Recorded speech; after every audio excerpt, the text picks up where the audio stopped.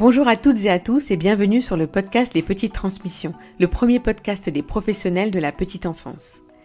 Je m'appelle Lika Sarr et je vous propose ici des discussions sans tabou autour de thèmes liés à notre quotidien professionnel qui touchent la pédagogie, la parentalité et aussi notre bien-être. Aujourd'hui, je reçois Emma Laporte et Dawn Miaglia, deux experts de la pédagogie Montessori. Emma est directrice pédagogique Montessori et Dawn est éducatrice anglophone Montessori, toutes les deux au sein des crèches et écoles Les Petites Canailles. Bonjour Dawn, bonjour Emma, je suis ravie de vous avoir aujourd'hui avec moi pour le podcast Les Petites Transmissions. Et donc comme j'en ai parlé un petit peu en introduction, l'idée c'était de pouvoir nous adresser aux professionnels, précisément de l'enfance et de la petite enfance, mais peut-être un peu plus des professionnels de crèche, pour en savoir un peu plus sur la pédagogie Montessori. L'idée, c'est qu'on puisse échanger, que vous puissiez nous faire part de votre expertise et peut-être ensemble partir de quelques idées reçues ou en tout cas lever quelques freins parce que pour travailler auprès de professionnels, il y en a. Et donc voilà, on va peut-être déjà, ce que je vous propose, c'est de vous présenter l'une et l'autre de la façon dont vous le souhaitez, nous dire un peu qui vous êtes. Bonjour Lika, Emma Laporte, donc je suis éducatrice Montessori, je suis aussi directrice des deux établissements d'école maternelle Les Petites Canailles et je m'occupe aussi, j'ai une autre casquette où je m'occupe aussi du déploiement Montessori au sein des crèches Les Petites Canailles. Super, merci Emma. Bonjour Lika, donc moi je m'appelle Dawn Miaglia et je suis éducatrice anglophone Montessori dans notre école à Neuilly-sur-Seine. Je suis aussi en relais de direction auprès de Emma et j'ai aussi une autre casquette. Je coordonne le projet de familiarisation à l'anglais dans les crèches des Petites Canailles. Ok, super. Merci à toi, Dawn. Alors, est-ce que l'une ou l'autre pourriez me dire déjà qu'est-ce que Montessori, qu'est-ce que la pédagogie Montessori et d'où ça vient ? Alors déjà, c'est vrai qu'en crèche, quand j'y vais pour déployer un peu le projet Montessori, on commence un peu par là. Donc Montessori, donc c'est souris parce que parfois on me dit Montessori. Alors c'est pas une grosse souris, mais c'est Montessori. Et c'est donc Maria Montessori qui était une psychiatre qui a vécu début 20e. Donc ça remonte un peu, elle est née en 1870.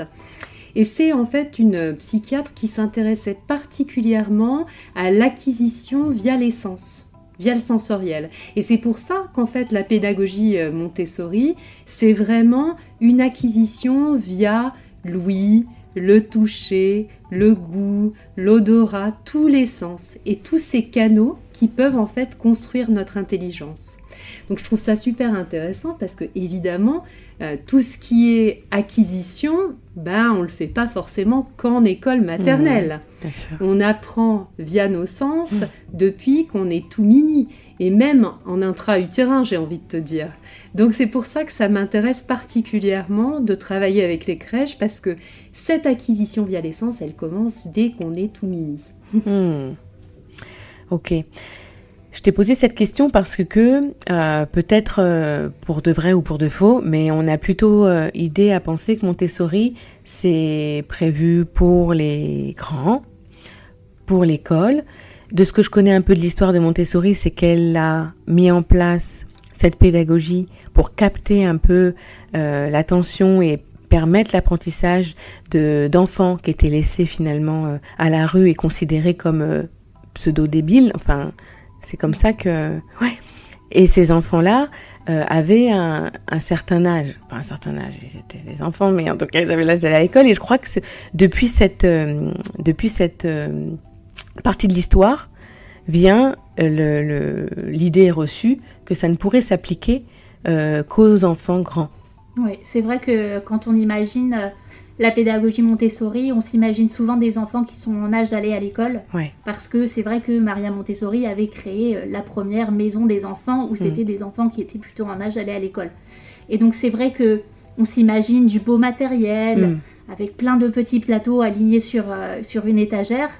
Et on essaye en tout cas nous de s'éloigner un petit peu de cette idée parce que vraiment on imagine, bien que ce soit un matériel très riche, dans tous les aires de travail que nous avons à l'école, mais nous essayons vraiment de faire en sorte que ça devienne vraiment de faire comprendre que c'est une philosophie.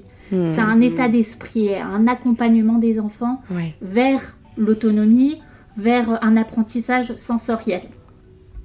Donc vraiment, il est possible de le lier au travail qui est fait en crèche en suivant le rythme de chaque enfant individuel, de prendre son individualité en compte et de pouvoir poursuivre des apprentissages dans le sensoriel. Oui, et j'aime bien cette idée d'individualité parce que on a tendance à confondre aussi individualité comme quelque chose d'individuel un à un, alors que finalement, c'est permettre à l'enfant d'être individu en permettant son autonomie, finalement, son autonomie face à ses besoins. C'est ça. Et j'ai envie un peu de rajouter, tu sais, c'est ce que je dis aux crèches. Oui, quand tu viens en France, tu as une imagerie, très école maternelle. Parce que les réseaux sociaux, c'est des photos, des stories et je ne sais quoi autour de l'école maternelle. Parce qu'en France, c'est vraiment ce qui est mis en avant aujourd'hui autour de la pédagogie Montessori.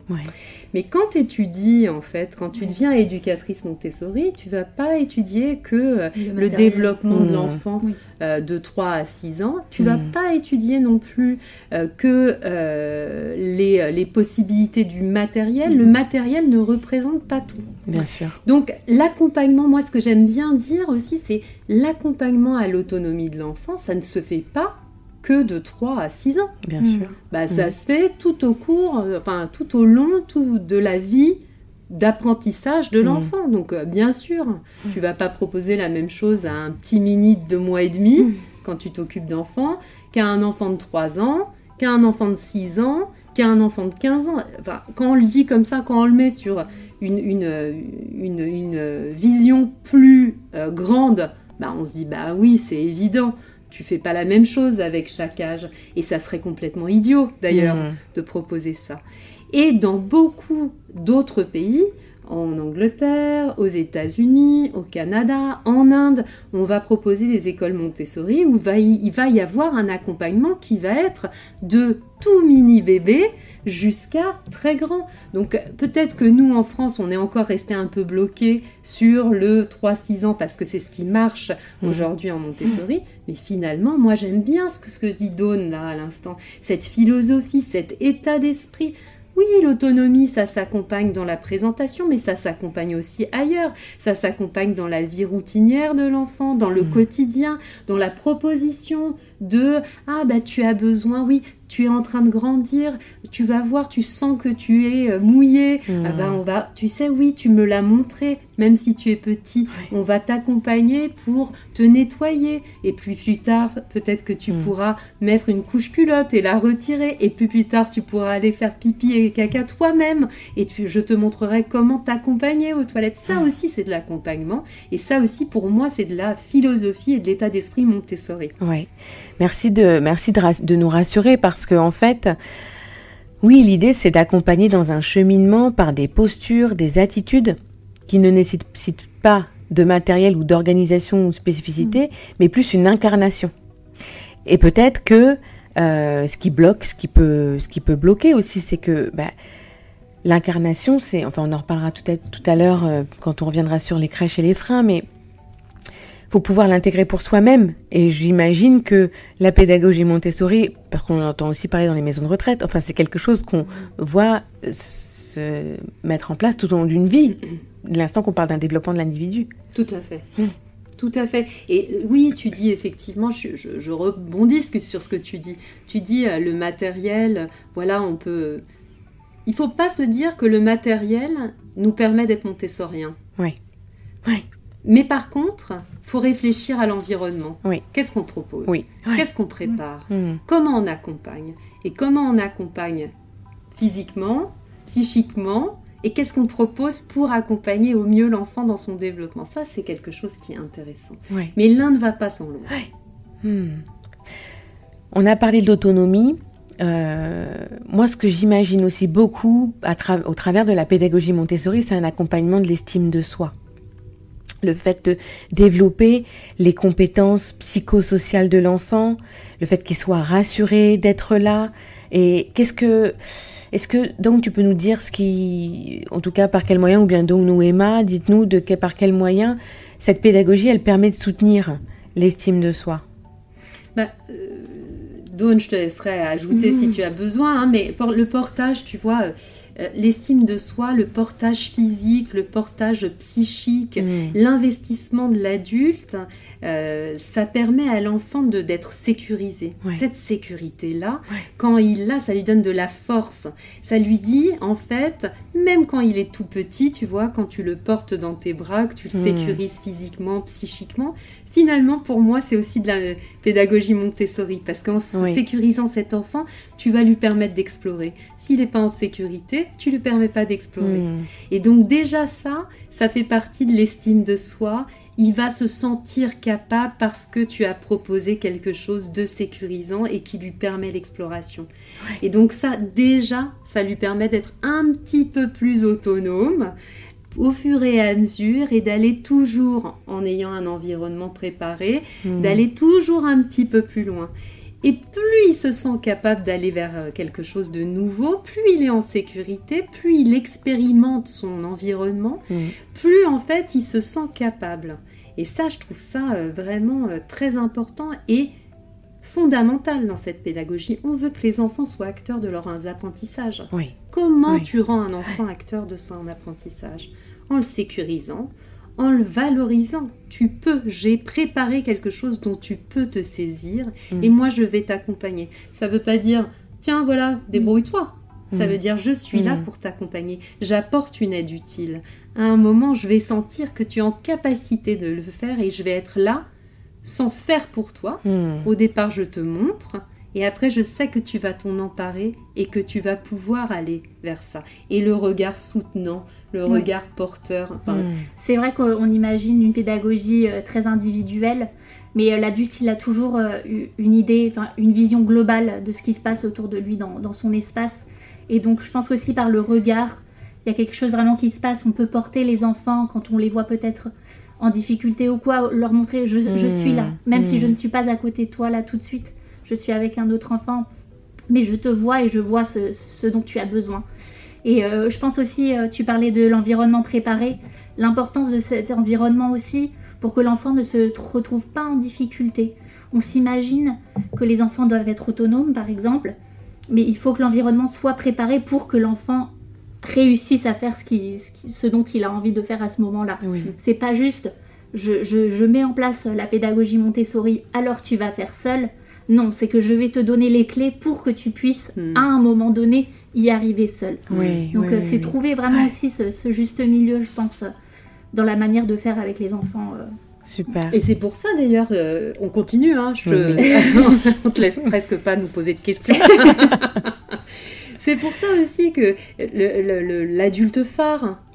c'est primordial, l'adulte phare, en fait. Cet adulte qui a en fait une posture un peu comme un... C'est vraiment ça, j'aime bien l'adulte phare parce que c'est vraiment un phare, quoi. Ça veut dire il va pouvoir, en fait, se dire, ok, là, cet accompagnement, il est intéressant pour l'enfant. Là, je vais poser une limite. Là, je vais encadrer. Là, je vais sécuriser. Là, je vais accompagner. Tout ça, c'est ça qui fait notre plus-value à nous, accompagnants d'enfants. C'est ça qui fait que c'est intéressant, notre métier. C'est pas juste qu'on est posté là. On est là et on se connaît les enfants. Et on sait quoi apporter, à quel moment, pour que l'enfant continue son développement. C'est ça qui est intéressant. Donc voilà. Et puis j'aimais bien ce que tu disais, Dawn, sur oui, on est là, et même si on n'est pas avec l'enfant à lui tenir la main, parce que de temps en temps, tu peux tenir la main à un enfant, mais pas vraiment être avec lui. Bien sûr. Ça, voilà. Donc tu peux être là avec l'enfant, ou tu peux être en crèche. Je leur dis souvent aux professionnels de crèche, le regard porteur, ou le message porteur que tu peux dire, un bébé qui pleure à terre quand il est sur les tapis. Oui, je t'entends, je sais que que c'est difficile, j'arrive. Voilà, ça c'est aussi quelque chose qui est soutenant pour l'enfant. Peut-être que l'enfant ne comprend pas chacun de tes mots, mais il sent ton intention. J'ai envie de dire, cette intention, elle est fondamentale, cette philosophie, ce qui t'anime à l'intérieur d'accompagnement des enfants. Ça, c'est fondamental et c'est ça que les enfants recherchent et c'est comme ça qu'ils grandissent, à mon avis. Bien sûr. Voilà. Ce que j'aime beaucoup, en tout cas, de ce qui est très rassurant dans ce que vous dites, c'est que finalement, la pédagogie Montessori appartient au courant de la pédagogie bon sens, quoi, enfin, si on peut la nommer comme ça. C'est ça. L'adulte phare, c'est Anne-Marie Fontaine qui en parle.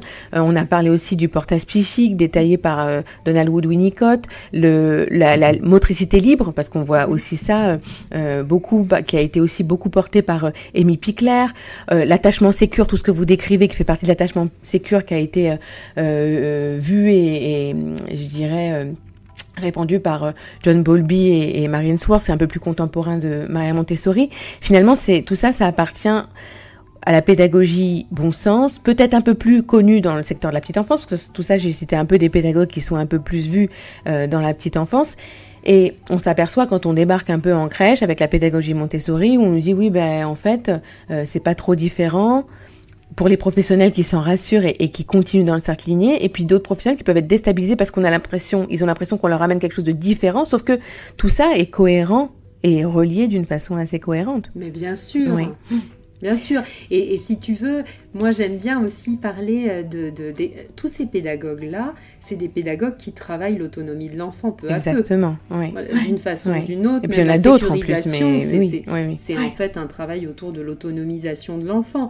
On a envie de créer des racines fortes pour que l'enfant, des fondations fortes qu'on leur donne quand ils sont petits et qu'on va beaucoup accompagner en crèche, beaucoup accompagner en école maternelle pour qu'en fait, une fois qu'on a posé ces fondations, qu'on a donné ces expériences adaptées à l'enfant, à ses aptitudes, à son développement, à ses intérêts, à ses compétences à l'âge donné, mais une fois qu'il a ses racines bien profondément ancrées, on va pouvoir continuer l'accompagnement pour qu'il devienne un arbre qui fait partie de la forêt. Oui. C'est vrai, merci. Merci beaucoup à toutes les deux et puis alors à très bientôt. Merci. Lika. J'espère que cet épisode vous a plu. Retrouvez toutes les références citées dans la description et n'hésitez pas à nous faire part de vos retours sur les réseaux sociaux Facebook, LinkedIn ou Instagram sur les petites canailles. Si vous souhaitez me donner encore plus de force sans trop d'efforts et aider à la diffusion de ce podcast au plus grand nombre, je vous propose de le partager autour de vous, de mettre 5 étoiles sur votre plateforme d'écoute préférée et d'ajouter un petit commentaire. Prenez soin de vous et je vous dis à bientôt pour de nouvelles petites transmissions.